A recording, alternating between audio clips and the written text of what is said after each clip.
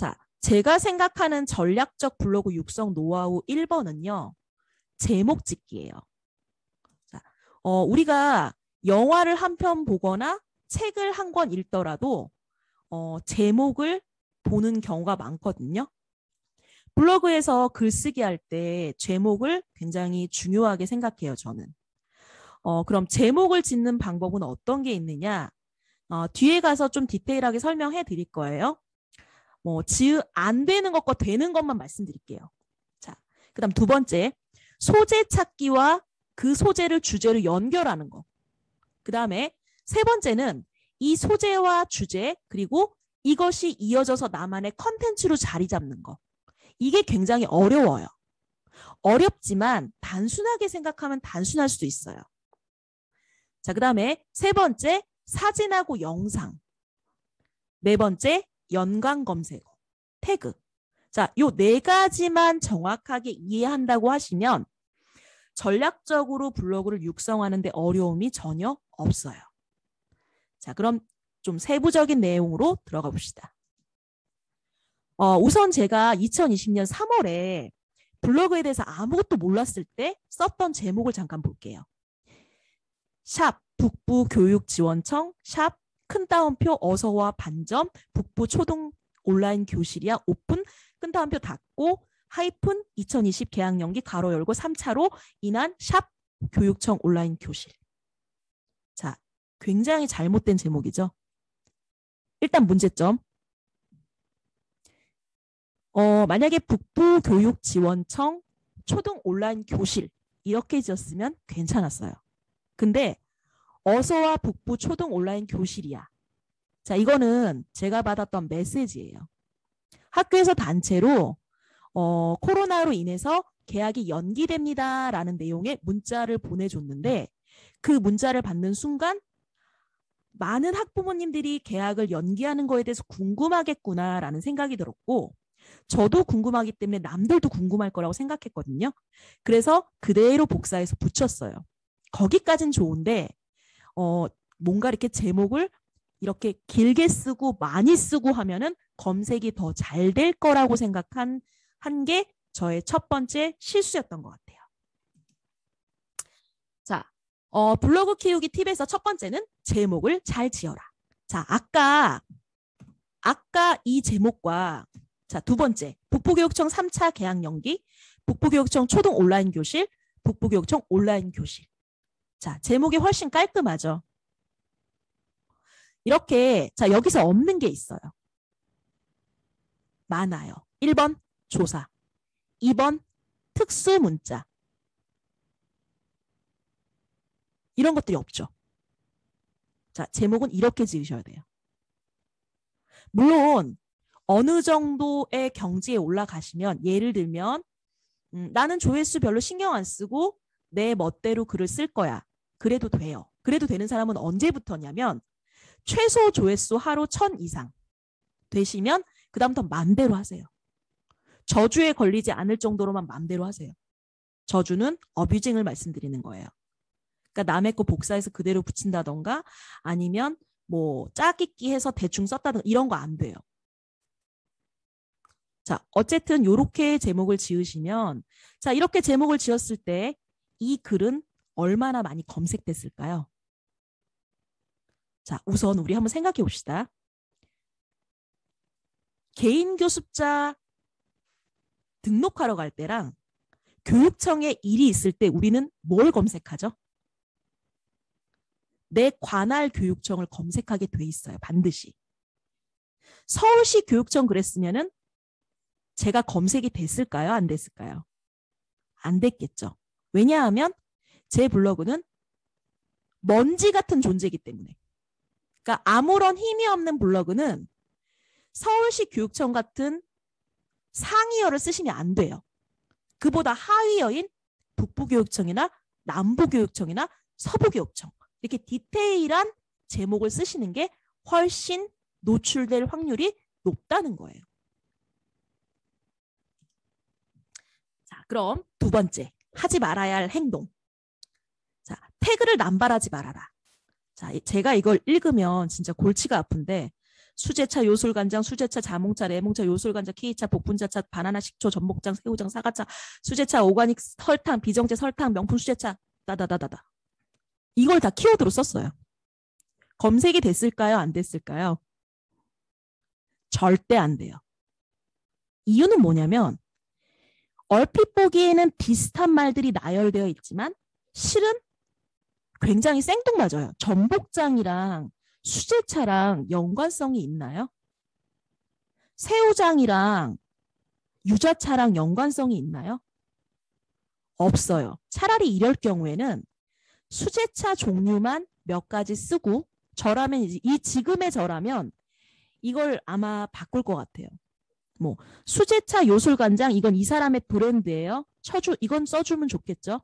두 번째 뭐 비정제 설탕 정도 써줘도 괜찮아요. 명품 수제차 그 다음에 뭐 아이들이 먹는 수제차 뭐 선물용 수제차 뭐 요런 정도 어린이집 선물 추천 선물 뭐 요런 정도 써주시면 좋겠죠. 아니면 답례품 수제차 핸드메이드 수제차 요런 정도 해서 숫자는 한 8개 정도 10개 이하로 보통 관련 검색어를 많이 쓰면 유리할 거라고 생각하시는데 절대 아니에요. 그게 무슨 얘기냐면 이 연관 검색어라는 거는 본문에 나와 있는 내용과 얼마나 일치되고 그 일치되는 것들 중에서 얼마나 그 내용과 잘 어우러지느냐에 따라서 그 검색어가 노출이 되고 안 되고인데 그냥 다양하게 여러 가지를 많이 쓴다고 되는 건 아니라는 거예요. 그러니까 양적으로 밀 게 아니라 질적으로 밀어야 돼요. 여기서 하나 또 팁을 드리자면 저는 다른 사람들하고 태그를 쓰는 순서가 좀 달라요. 뭐냐면 보통 사람들은 키워드를 어떤 식으로 나열하냐면 자기가 생각나는 순서로 글씨 쓰기 편한 순서로 나열을 해요.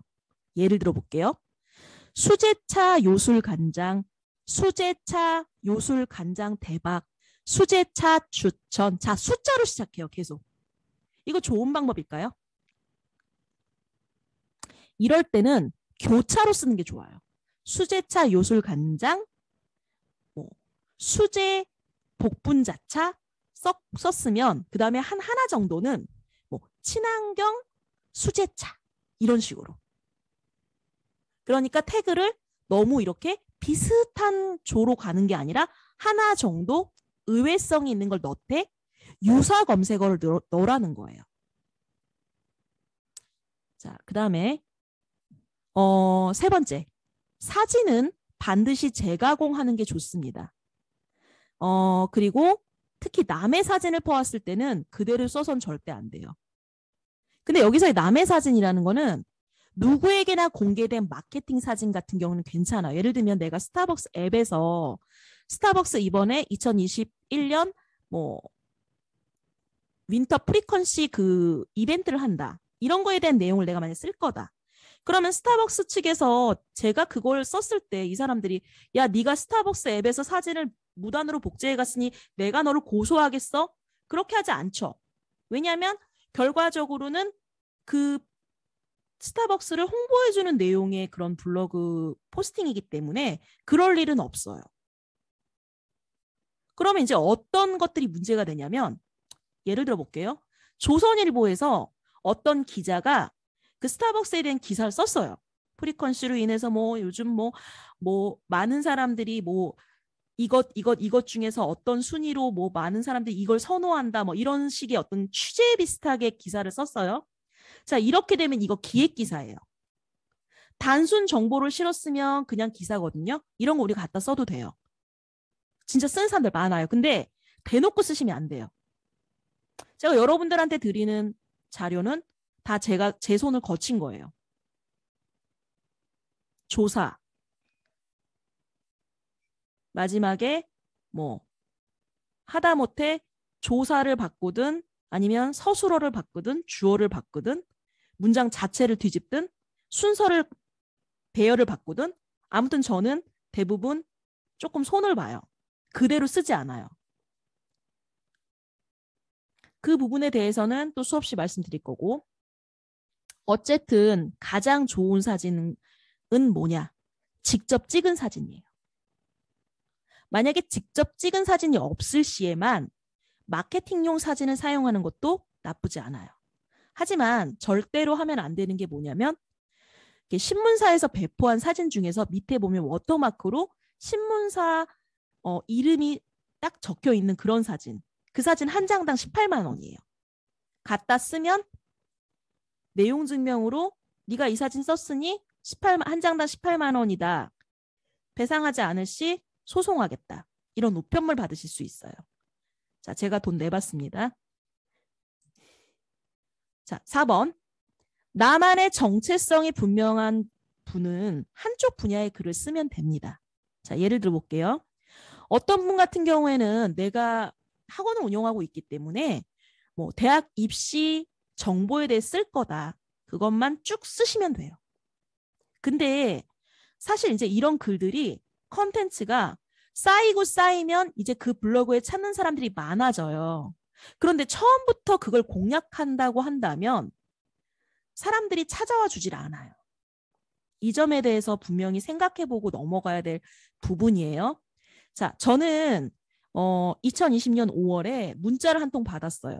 그게 뭐였냐면은 당시에 학생들이 학교에 가지 못하니까 급식할 때 급식 식자재가 다 이렇게 남아서 썩게 되고 문제가 발생되니까 학교에서 이거를 식자재 바우처로 전환해서 학생들에게 이렇게 농협몰에서 택배를 받을 수 있는 그런 방법이나 아니면 뭐 택배를 직접 직배송 받는 방법이나 이런 여러 가지 방법으로 이렇게 문자로 선택하라는 그런 문자가 왔거든요. 근데 그 문자가 딱 오는 순간 느낌이 뭐였냐면 이건 전국에 있는 학부모가 다 검색한다.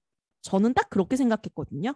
근데 올리자마자 그날 조회수가 하루 조회수가 12,574예요.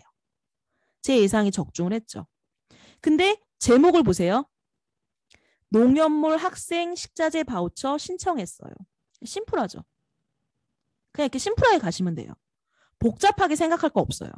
아니면 농협몰 학생 식자재 바우처 신청 방법 또는 농협몰 학생 식자재 바우처 몇 월 며칠까지 뭐 이런 식으로. 자, 그런 식으로 제목 쓰시면 됩니다. 자, 제가 썼던 내용을 잠깐 볼게요. 식자재 2가지 방법으로 배송을 받는데 농협몰 쿠폰을 받거나 직접 배송받는 방법입니다. 사람들이 궁금한 건 이거예요. 이 정보예요. 아, 이걸 준다는데 어떻게 주는 거야? 뭘 주는 거야? 그들이 궁금한 건 그거거든요. 그거 알려주면 돼요. 자, 4번째. 내가 경험한 것을 쓰는 게 제일 좋아요. 이렇게 말하면 굉장히 쉬울 수도 있고 굉장히 어려울 수도 있어요. 굉장히 쉽다고 생각하는 사람은 어떤 사람이냐면 평소 이렇게 친구랑 밥을 먹으러 갔어요. 근데 음식이 너무 예쁘게 플레이팅 돼 있어요. 자, 사진을 딱 찍었어요. 자, 이런 분들에겐 쉬운 일이에요. 음식이 나왔어요. 친구가 사진 찍는데 아, 빨리 먹고 싶은데. 이런 분은 어려운 일이에요. 자, 내가 어떤 유형의 사람이냐에 따라서 어려울 수도 있고 쉬울 수도 있어요. 중요한 건 아무리 제가 주는 글감으로 글을 쓴다 해도 잭팟이 터지려면은 내가 경험한 걸 쓰셔야 돼요. 하지만 경험한 것처럼 쓰게 해드릴 수는 있어요. 경험한 것처럼. 왜냐하면 경험한 것과 경험하고 싶은데 관심 있는 것 이런 식으로 쓰면 이건 거짓말도 아니고 내가 관심이 있다라는 내용의 글이기 때문에 일종의 이것도 경험처럼 느껴져요. 왜냐하면 내가 갖고 싶고 하고 싶고 먹고 싶고 가고 싶은 곳이야 라고 쓰면 되기 때문이에요. 자, 그 이유는 일단 네이버는 지금 네이버가 사활을 걸고 하는 모든 행동들을 보면 네이버 스마트 플레이스 그렇죠? 그 다음에 네이버 스토어도 그렇죠? 또 그 다음에 네이버 블로그도 그렇죠? 뭐 인플루언서 이거 했어요? 그러면 뭐예요? 인플루언서들이 그렇게 쓰는 글들을 보면 과거의 네이버에서 파워블로거들이 광고 그러니까 뒷돈 받고 광고성 글 쓰는 것 때문에 그런 부분 때문에 좀 더 제대로 진짜 경험한 사람들의 그런 글들을 좀 더 업데이트를 시켜주게 하기 위해서 지금 계속 만들고 있는데 아직도 사실은 경험한 것보다는 경험하지 않은 사람들의 글이 더 많거든요. 근데 이렇게 되면은 사람들이 네이버에 대해서 어, 저 죄송한데 제가 이거 프로로 전환했는데 지금 줌에서 프로로 전환했거든요. 근데 아까 결제했는데 지금 뭐가 잘못됐는지